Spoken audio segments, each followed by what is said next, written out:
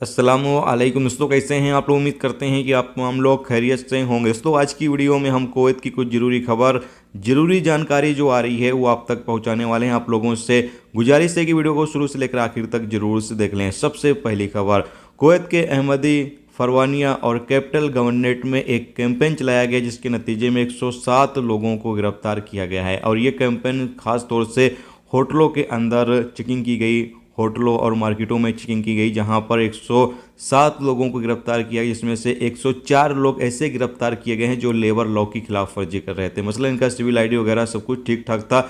ये अपनी कंपनी या अपने कफील से अलग काम करते हुए पकड़े गए हैं। जबकि 2 और व्यक्तियों को गिरफ्तार किया गया है जो लेबर लॉ की खिलाफ वर्जी कर रहे थे, होटल वगैरह में काम कर रहे थे। जबकि एक एशियाई बंदे को गिरफ्तार किया गया है जो देसी शराब बेच रहा था और उसके कब्जे से 70 शराब की बोतलें भी बरामद की गई हैं। इसके अलावा अगली अपडेट यह है कि कुवैत से ढाका जा रही फ्लाइट में एक बांग्लादेशी की मौत हो जाती है। अपडेट के मुताबिक बताया गया है कि ये बांग्लादेशी 66 साल का है और ये जैसे ही फ्लाइट के अंदर जाकर बैठता है इसको दिल का दौरा पड़ता है और दिल का दौरा पड़ने से इसकी मौत हो जाती है। यानी कि इसको हॉस्पिटल में भर्ती कराया जाता है लेकिन वहाँ पर इसकी मौत हो जाती है। कि कुवैत में एक अपडेट के मुताबिक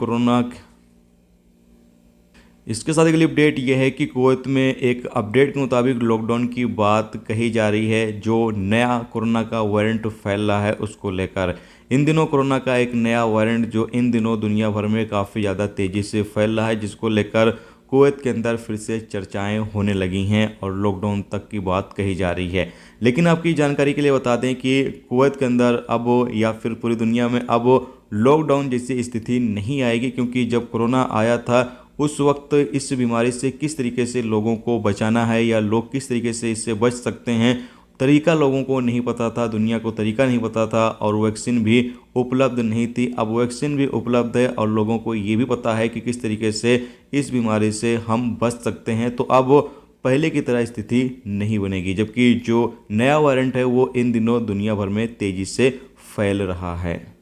इसके साथ अगली अपडेट ये है कि कुवैत की मिनिस्ट्री की टीम ने 2 दुकानों के खिलाफ कानूनी कार्रवाई की है और इन दुकानों को बंद कर दिया है। बताया गया है कि यहाँ पर सब्जी वगैरह फल वगैरह बेचा जा रहा था और जो सब्जी या फल बेचा जा रहा था वो ख़राब हो चुका था, इंसान के इस्तेमाल के लायक नहीं था, लेकिन फिर भी उसको दुकान के अंदर रखकर बेचा जा रहा था। और ये एक तरीके की बड़ी खिलाफ वर्जी है जिस पर मिनिस्ट्री की टीम ने दुकान को बंद कर दिया और दुकानदार के ऊपर जुर्माना भी लगाया है। और कहा यह गया है कि इस तरह की गलती कोई भी दुकानदार करेगा तो उसके खिलाफ कानूनी कार्रवाई की जाएगी।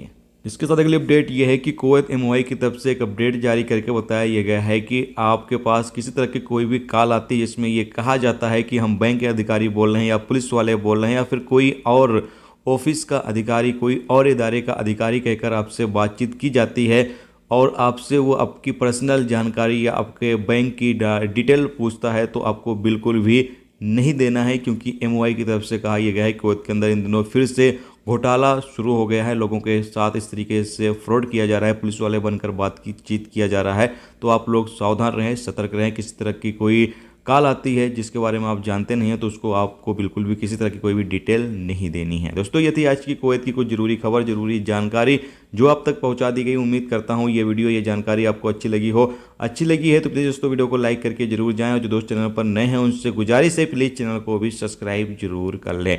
वीडियो देखने का दोस्तों बहुत बहुत शुक्रिया। मिलते हैं नेक्स्ट टॉपिक के साथ, जब तक रखिए अपना ख्याल रखिए। खुदा।